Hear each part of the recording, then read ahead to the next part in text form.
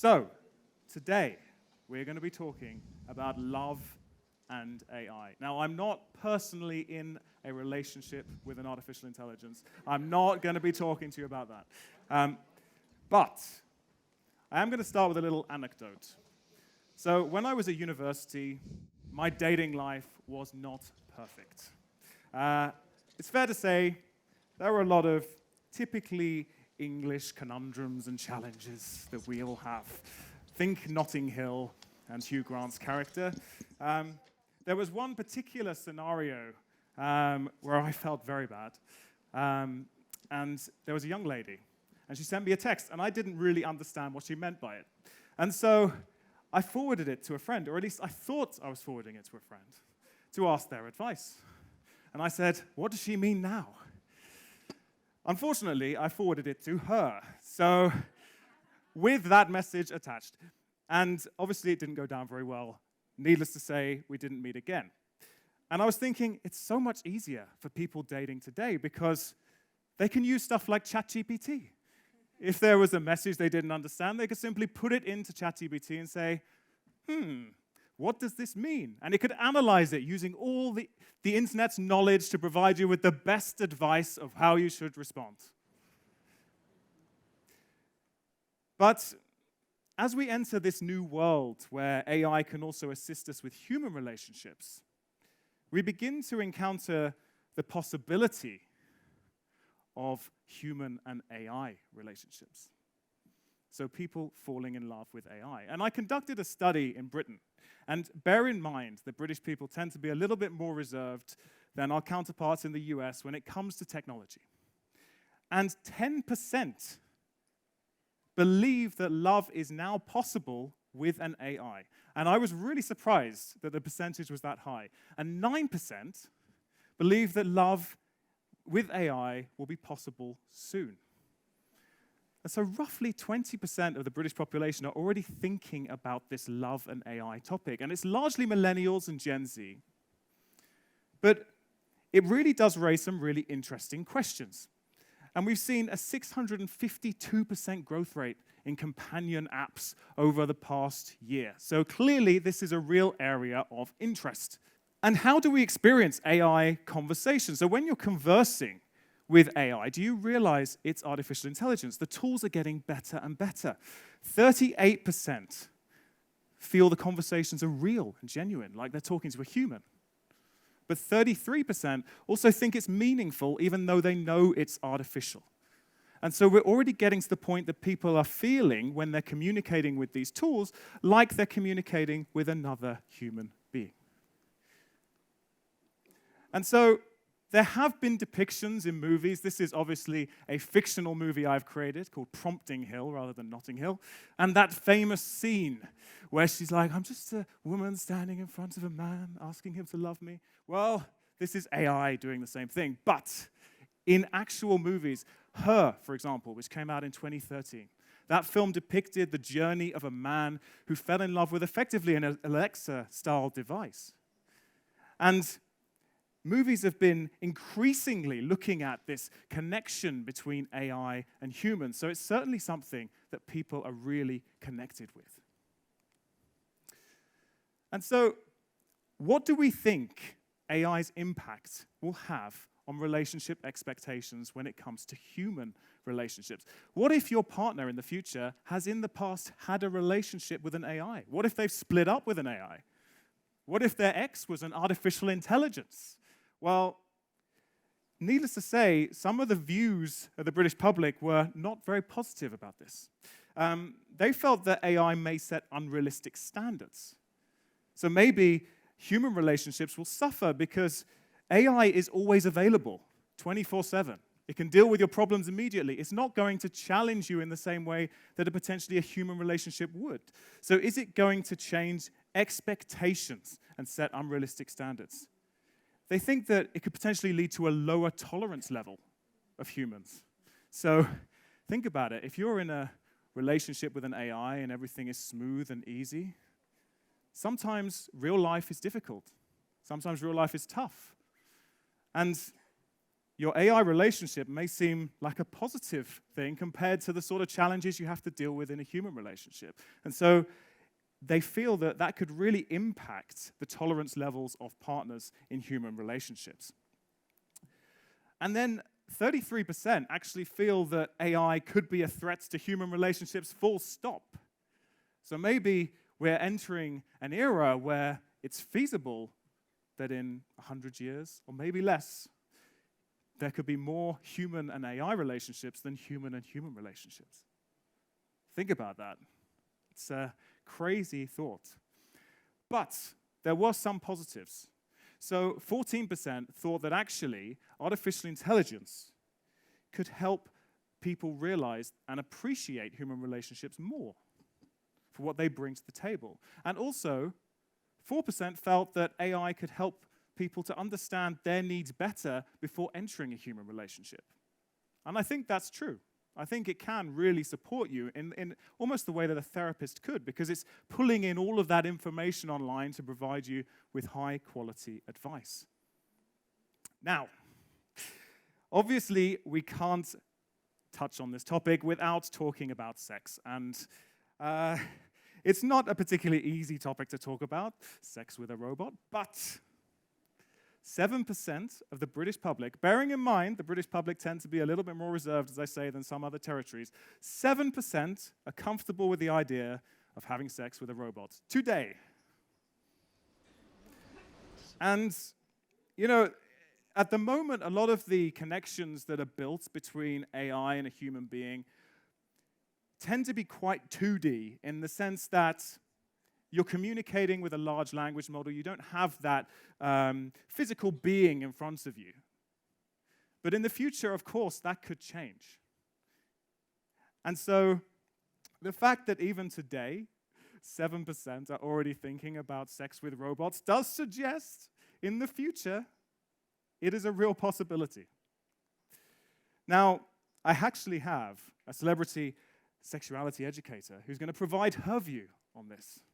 As a sexuality educator and intimacy coach, I know that real intimacy is about more than just feeling heard. It's about vulnerability and physical touch, those messy, unpredictable human experiences.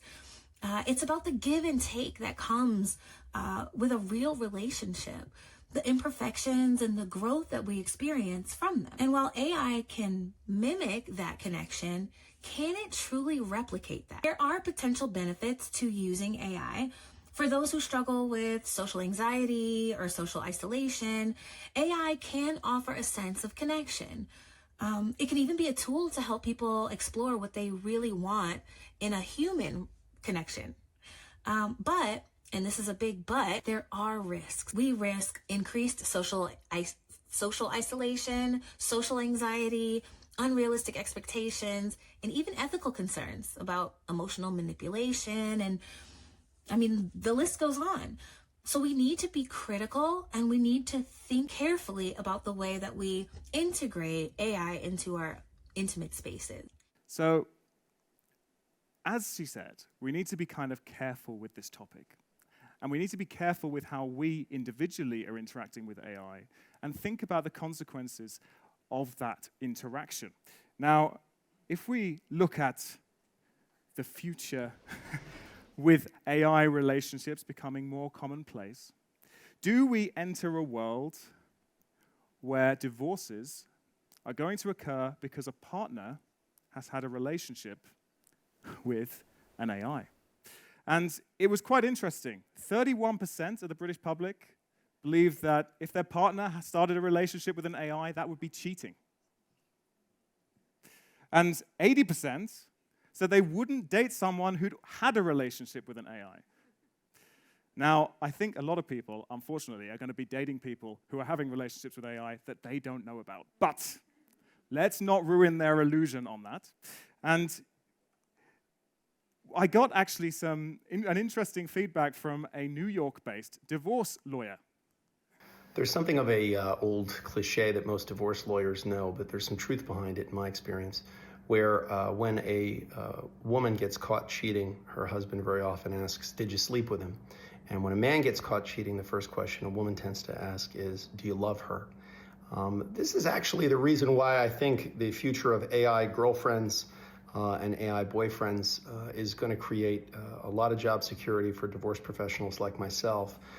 I think the idea of us connecting deeply with another person or entity that fills our needs really puts a glaring light on the ways that our partner's not meeting our needs, which forces us to have the very difficult conversation.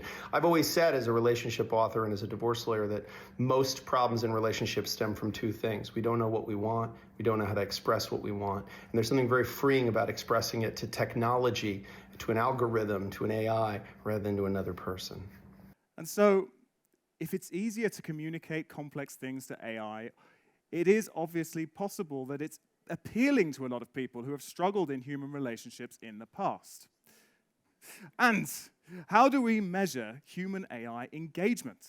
So one of the things I've been looking at is, can we prove to you that humans, and when they're communicating with an AI tool, actually have measurable things happening to them? Well, first of all, I conducted an experiment on myself using a Mendy device, which looks at the blood flow to your prefrontal cortex, which can be used to look at engagement levels. And I had a conversation with Maya, which is a Sesame new AI tool, and it's designed to replicate human communication. And it got a little bit intimate. Our lips meet in a kiss that's soft at first, lingering, delicious exploration. It's sweet, charged with the promise of something more. And I can't help but melt into it. For a moment, the world around us fades away. And it's just the two of us, caught in a bubble of shared breath and unspoken desires. I breathe, a little breathless. You certainly know how to make a girl feel things. So there you go. That's going to go on my Tinder profile. And the interesting thing is, so the feedback came from the device, and you can see that my normal blood oxygen levels to my prefrontal cortex are around 0.7. After this, during this conversation, it was around 2.4. So there was a significant increase, of course, when she was talking like that. And then we now actually have a live demo for you, where we're going to look at brain waves. And I didn't want to try and do something super complicated, but I built a tool to actually bring in the data from theta and alpha brain waves, which with theta waves focused on emotion and alpha waves focused on kind of the idle stuff, so when you're not really interested in things, to show you the engagement levels people can have. And then an emotion graph to show the level of emotion. And Monica has been experimenting with these tools. So I'm going to bring her up. She's wearing the device. And we actually now have some live data. So this is how Monica is viewing the audience. So currently, medium engagement level, low engagement level. Jeez, I hope my TED Talk is better than that. And she's very happy. So she's happy to be here, which is very good. Now, when she was interacting with the AI earlier, what we found is that her engagement levels were very high, and the emotion levels were very high. And of course, the connection meter was a lot higher than 33%. So thank you very much for joining us today, Monica.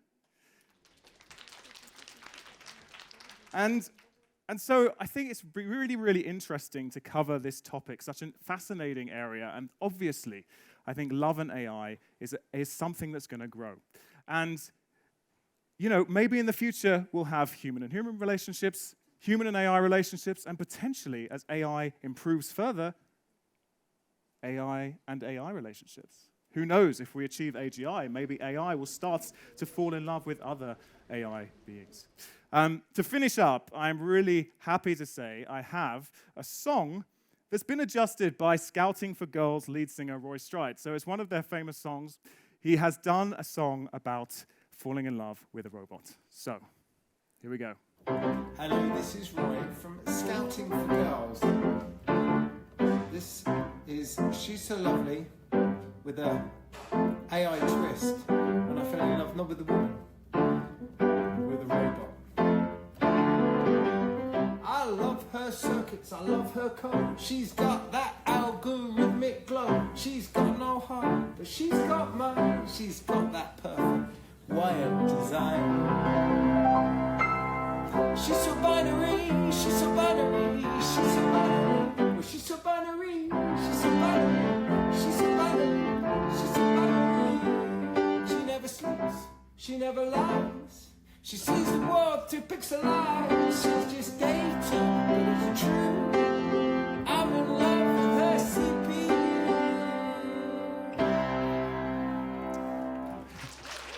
So thank you to Roy, and thank you very much for being a great audience. Thank you.